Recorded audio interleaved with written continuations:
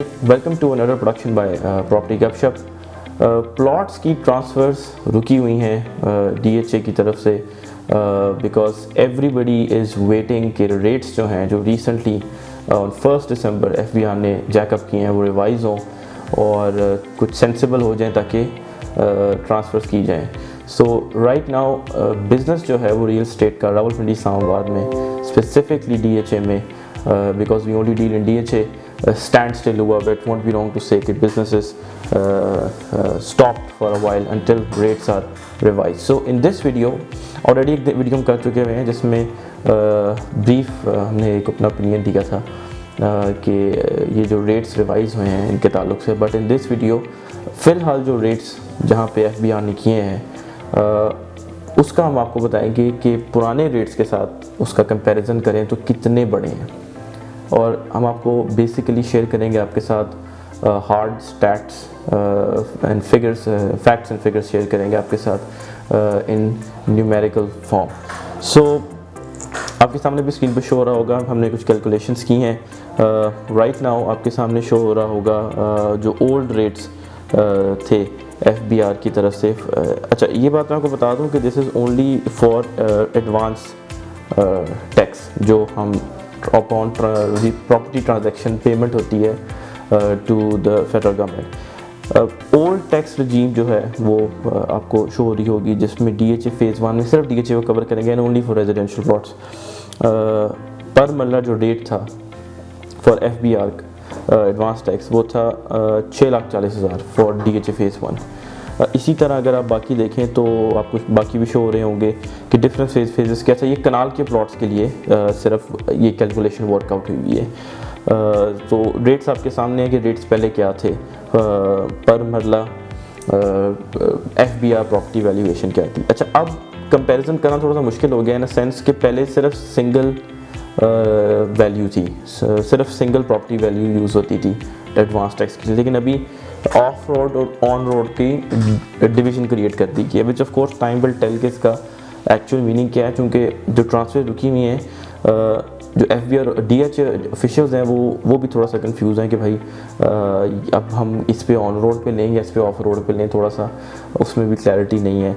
So there is a lot that has to be clear before things get normal in real estate sector of at least DHA की अगर हम बात करें।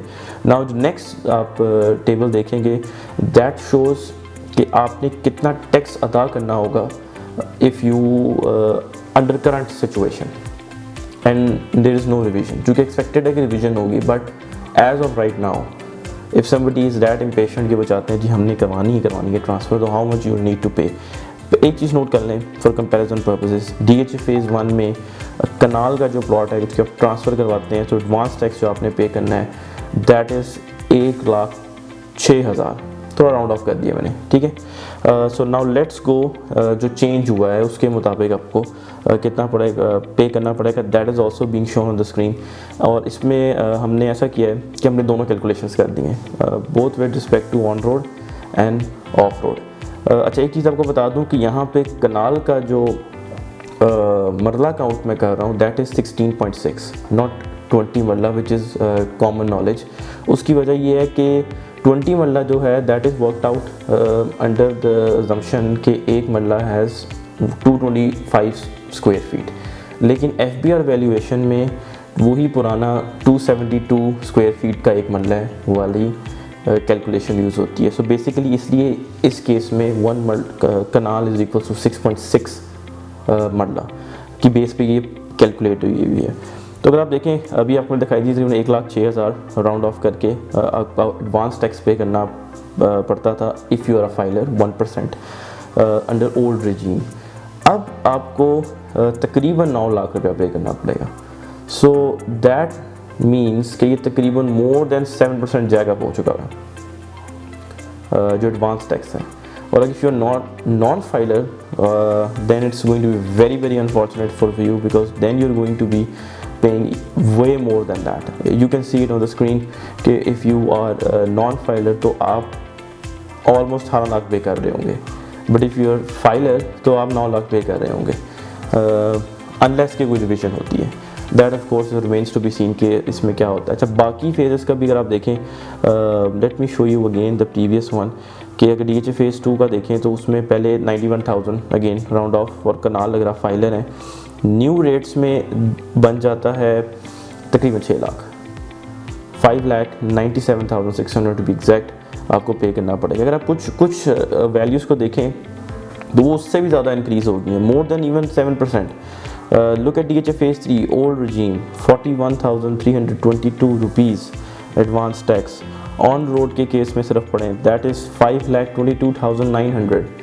ये तो more than 10%, way more than 10%, 10 times increase आया है। बाकी जो है वो मोर देन 7 टाइम्स इंक्रीज़ आया है।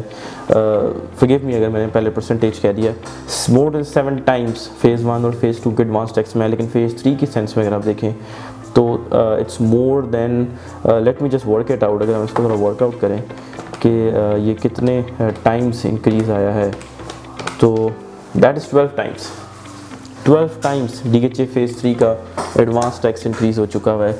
अथॉरिटीज़, प्रैक्टिशनर्स, डीलर्स, ब्रोकर्स जो भी रिलेटेड हैं towards with real estate sector, वो सब यही कह रहे हैं कि this seems a bit logical, चूँकि इतनी प्राइजेस तो वहाँ पे किसी प्लॉट की है ही नहीं। For example look at DHA phase 1, अगर आप इसको देखें तो ये तकरीबन 8 करोड़ प्लस का कनाल का प्लॉट है अकॉर्डिंग टू दिस कैलकुलेशन।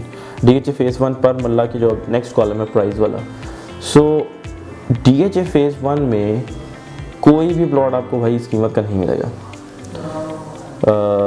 इतना एक्सपेंसिव। एक्सपेक्टेड ये है कि इसमें रिवीजन आएगी, अब वो कितनी आएगी that is something which we can not tell right now, but जो प्रैक्टिशनर्स हैं रियल एस्टेट के वो कहते हैं कि जी 10 से 30% तक तकरीबन बढ़नी चाहिए थी।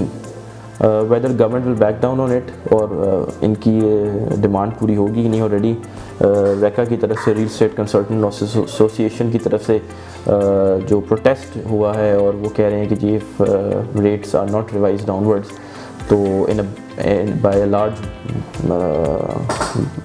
मैग्नीट्यूड तो वो प्रोटेस्ट करेंगे all over the country on 10 दिसंबर। So remains to be seen कि गवर्नमेंट जो है बैक डाउन करेगी यानी बैक अवे करेगी अपने इस न्यू पॉलिसी से कि नहीं। For the time being stay tuned to property Gupshup, जो भी चेंज आएगा, जो भी अपडेट होगी, will keep you posted. Subscribe to our channel for everything DHA। Thank you very much.